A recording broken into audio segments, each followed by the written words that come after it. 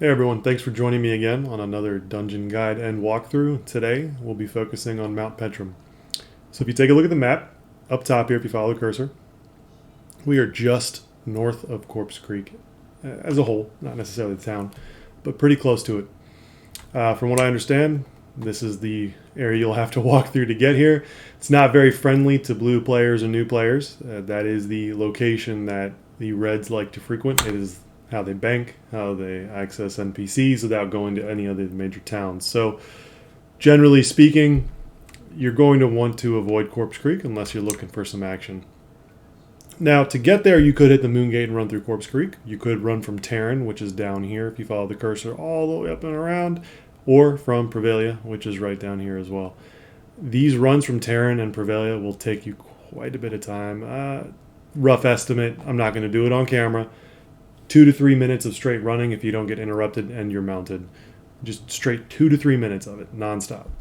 If you're going from Corpse Creek, 30 seconds to a minute.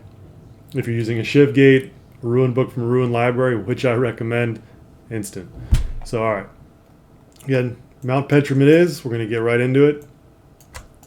If I can get that off my screen there, perfect. Fix my map up and we'll get going. So, Mount Petram, I honestly don't think it's one of the best farming locations in terms of dungeons, but it's not too bad either. I put it on the same level, well, maybe just below Aegis Keep in terms of how efficient it is to farm. It's usually just as crowded, but the top tier mobs, or big ticket mobs if you will, the gem golems, the demons, they're highly camped. When you go to Petram, you're going straight for the gem golems, you're going for the demons, you're going possibly for the colossal black widows. But like all the other dungeon guides, you guys, this is level 1. We're going to run right through. If you take a look at the top right, my map will be up there. You can follow along. You know what? Tell you what, I'll make it a little easier on you. We'll put it down right there in the bottom right. So if you're having trouble navigating Mount Petram, just check back in this video in the future. You'll see where I'm running, where the mobs are. And again, it's level 1. I don't really think it's worth anyone's time to farm level 1. If you build up a fresh character, Dex or Summoner, whatever it is, as long as you've got your skills built up, you could easily come down to level 2 and start farming here. So we'll start with the Ancient Earths.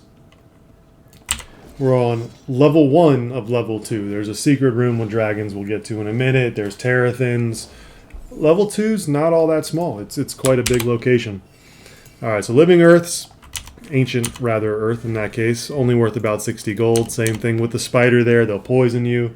As a newer player, not bad. It's not a lot of gold. Something to hit if everything else is kind of crowded and farmed. They don't normally give carrots. It's just the Easter event. I don't know how you guys are doing on that, but day 1 I turned in a rabbit. I think it was like 4.9 stones. I was number 10 out of 200 that turned in. I checked back a day later after Easter festivities, and I think I'm number 180, or maybe it was 80. I don't know. This is not one of those events that I'm going to put a ton of time into. Alright, so getting down to the Terrathins on the south side. It's an alright farm location if you don't mind getting poisoned frequently. They will. They don't have a ton of health. They don't hit too hard. You're looking at 100 to 200 gold a kill depending on which mob you're killing down here. Some of them are casters, some of them are melee. If you guys remember old UL, they're your standard Terrathins. Scratch that nostalgia itch, get down here and kill some spiders, right? But there's about roughly 20 Terrathin spawns, maybe 15, that range, if my memory serves me correctly down here. So it's not a terrible spot as a newer player to come down and work for a little bit. You'll earn maybe 2,000 to 3,000 gold if you kill all the Terrathins. Minotaurs drop a little bit more. They're not too difficult. They won't poison you, thankfully. Looking at about 100 to 150 gold a kill of a basic Minotaur. Berserker, I can't really recall, but I think it's about 250 to 300 gold. Berserkers aren't too bad. Could be wrong. Let's take a look here in a second. Nothing to really look out for so far other than the deadly poison from these mobs. It's all pretty standard level 2 stuff. I'd say that poison's the most dangerous thing here at the moment, outside of the 2 gem golems I'm going to show you. Okay, wasn't 250 to 300. Berserker's about 100. Maybe not too worth it. There's 2 ways to get down into this little secret section on level 2, if you will. In the very middle of the map, if you look directly north of me on the map here, that's where we came down from level 1. If you want to get down to level 2, have a room to yourself, it would be these Dusk Dragons and Dusk Drakes. It's not an easy room to take everything on at once. Sometimes these mobs are hidden, and you might get jumped by a few more than you thought were here. But you're looking at about Drakes 150 to 200 gold, Dragons 250 to 300. Not too difficult. If you want to practice some taming, this isn't a bad spot. Reds do frequent here, though. Petram's usually got reds every day. But yeah, Drake's not too difficult. Dragons slightly more difficult, just grown-up Drakes, right? Okay. So, in this spot, before going down to level 2, you're going to want to check for these golems here. Now, they don't look like this when they're alive, but here's their corpse. I believe it's a sapphire golem. And then, yep. And then you have the elemental. They're going to drop the most gold of any unit on level 2 Petram. Hands down, they're also going to drop a ton of gems. They're absolutely worth killing. Of all the units here, if I were to farm on level 2, because everywhere else we're crowded, I'd be hitting those gems, gem elementals. I'd be hitting the Dust Dragons and the Dust Drakes, and likely the Minotaurs. I really don't think anything else is worth farming. But on level 2, you're going to have some spiders down here, air elementals. There's stuff to kill, and then here's your gate. I believe this is your only moon gate on level 2. So let's make our way on down to level 3, the meat of Mount Petram. A few different sections we'll go over down on level 3. I find that level 3 is the only place worth farming on Petram. And again, it's about Aegis Keep, slightly under that in terms of farmability. If the elementals down here spawned faster, I'd say this beats Aegis Keep. But I think it's a 10 to 15 minute spawn per elemental, something of that nature. It may not be 15, but closer to 10 for sure. I've definitely got very bored waiting for those elementals to respawn. Okay, so Living Earth, about 250 gold, I think is what I just picked up. The Witch Harpies, I think they're around 100, 150. Not too difficult, mid-tier mobs. You could handle these as aspect tier 0. Not going to be the easiest mobs for you as tier 0, but definitely killable. You could probably do it unaspected without a codex. So yeah, it may not even be worth farming level 2 at all if you can find these things to farm here on level 3. So, Witch Harpies, Living Earths, not too bad. All right, let's go take a look at I believe this is the Minotaur section here we're about to get into. These Minotaurs are a little bit more difficult. You've got the Battleborn. They're your standard bruiser mob. They're just going to swing at you with some crazy melee dual wield swings, but don't worry, they're pushovers. The ones to look out for here in the Minotaur section are these Ruinsmiths, only because of one ability. It's going to CC you in place. If you're not familiar with the term CC, it's crowd control. Berserker being a pushover is great, right? Or the Battleborn, 300 gold. Absolutely worth killing this compared to farming on level 2. So let's see if we can get the Ruinsmith. Nope, never mind. I killed it a little too quick. I'll aggro the next one just so you guys can see what they do. But basically the CC ability or crowd control ability, it's some lightning coming from the hammer. Think of Thor if you want. It holds you in place and does a good chunk of damage. Now if you're a higher tier aspect, it's nothing to worry about, but as a newer player, you might see your health drop down to about half instantly. It's okay. You don't need to run from them. They don't hit you hard other than that, and I think it has a 15-second cooldown. So whether using healing, spells, potions, you should be fine. There it was. To me, it did 19 damage. It's nothing. To you, as a newer player, it might do 30 to 50. Alright. Gonna kill this guy on the way over. Perfect, right? Okay, so there's a section above us with the spiders I'll get to in a minute. But if I'm not farming the two best spots down here, which is the island, if you look at the map right now down here, or the gem golems at the top of the map there, I'm farming here. Reason being, these wisps, they hit hard, but they drop a lot of gold. That one was about 400. And you have two other mobs here that's stealth. They're Colossal Black Widows, I believe. Colossal Trapdoor Spiders, sorry. Similar principle, though.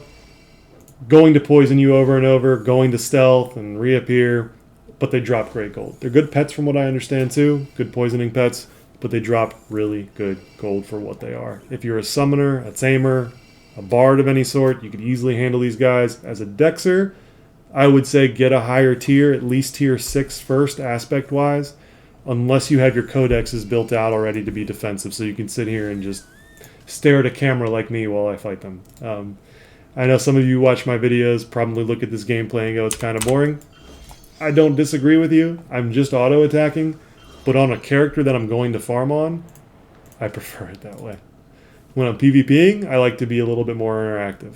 When I'm farming, kind of want to watch Netflix, right? Kind of want to put something on the second monitor, talk to people in Discord. I'm not really looking to pay a ton of attention to what I'm killing unless it's SSC or higher in terms of difficulty. At that point, I'm farming SSC, risk reward, right? If I'm watching Netflix and SSC and I get hit by a couple AoE abilities, or let's say a Pontiff or a Flame Shaper shows up, I'm dead 100%. Down here, I probably give it 50% of my attention. So as you get to a higher tier aspect Dexer, easily doable whatever your build is as long as your aspect's up there. Okay. So the second spot I would farm on level 3, if everything else was farmed and it wasn't worth going to the gem elementals of the demons, are these spiders here. Reason being is they're abundant. They are a pain in the butt though. They will poison you. Not every single one will. I don't believe these brood guards do, but 300 to 400 gold a kill. Not pushovers, but not hard at all. I'd say the casters in this section are a little bit more difficult. But the amount of regs they drop, absolutely worth it too. If you're a newer player and you need to farm some regs while killing stuff, this usually isn't contested unless there's a society. So if you're wondering where you should farm reds in all of your favorite dungeons, this is a great spot. For another reason too. The gate out of this dungeon is right here. So okay, whenever the brood witches, they're casters. I didn't get poisoned, thankfully. I'm not going to say that you're going to be as lucky as me. But let's say you're about to die. Reds show up. Moongate right here. So plenty of good farming spots before you even get to the first gate on level 3. Now as you get deeper into level 3 before we get to the bosses, this is my least favorite section. And for some, it's not a problem. For a Dexer, again, you guys have heard me complain about it in half my videos so far. It's the poison. I have it set up so that my weapon will automatically go to my bag, and then my healing macro will chug a cure potion for me. And you may think, Straw Hat, well, if the macro is doing it for you, what's the big deal? Well, I'm taking off my weapon. It means I no longer have the ability to parry. I'm not hitting the target. And with the action delay of taking a weapon on, chugging a potion, putting it back on, it's a good 2 to 3 seconds at a time that I'm not doing anything. So if I pulled all these mobs right now, I would not be hitting anything. I'd be spamming cure. I'm not going to kill these. I'm not going to go over them. All you need to know, poison, poison, poison, poison, poison. If you're a summoner, a bard, tamer, not a problem for you. If you're a Dexer, be careful. Okay, so what I just passed, what you just saw was the second best farm location if you can manage to farm that island along with going in front of the mini boss room down here to the right. The reason why I say it is there's about 4 lurker spawns, a star sapphire elemental here. You're looking at roughly 1,600 to 2,000 gold, gems, high chance at magic items and rares. And then with the island, you've got 2 cultist summoners. If you kill them too quickly, which that's the goal, right? Killing fast, you're not going to get their summons. And their summons happen to be fen demons. So you can get 2 fen demons, 2 cultist summoners on the island, again, right over here if you look at the mini-map where I'm circling, along with 3 or 4 other poison creatures. I would highly recommend killing off all the poison creatures first, if you can pull them without aggroing the cultists, and then pull 1 cultist at a time, get them to half, let them summon the demon, finish them off, then kill the demon, do the same thing to the other, rinse and repeat between these 2 spawns. If you're a veteran, you're likely going to kill this too fast, move on to the elementals, go back to the spiders, the volt wisps, whatever you're interested in killing. But here you go, Star Sapphire Elemental, almost 1,300 gold, a magic item, 14 total gems. Each lurker so far, which there's 3 and not 4, has dropped roughly 250 gold, 750, 1,300, a little over 2k, right? Not too bad for 4 mobs. And right there is the entrance to the mini boss room. Last time I did a video, I checked the boss room, and sure enough, there it was, a natural spawn. I don't think I'm going to get that lucky this time, but you never know, right? Custodian, sure enough, no boss. And for those of you who are new and haven't done bosses yet, I haven't gone over this. Every boss room has a unit called a custodian. It's not worth killing unless you're going to kill the boss. It's basically an anti-camp or anti-stealth system, so people can't camp characters in there and have auto alerts the moment a boss spawns to get an advantage over other players. So, It will kill you. You can kill it. It's not too difficult, but it will catch people out of stealth and kill them. So going up north, we've got Earth Dragons and a Void Core. Awesome. I'll take it. We've got Earth Drakes, and then we have the Elementals. Personally, if I'm going to farm Petram and no one's down here, I'm going straight for these Elementals. As you saw from the Star Sapphire Elemental a moment ago, drop 1,300 gold. Now, not every Elemental is going to drop that much gold, but they all drop anywhere from 8 to 14 gems per kill. And they all have, I believe, the same ability. In this case, it's just an AoE they throw on. If you're tanky enough, you could eat 2 or 3 of them from 2 or 3 Elementals. If you're fairly new, I'd recommend avoiding it.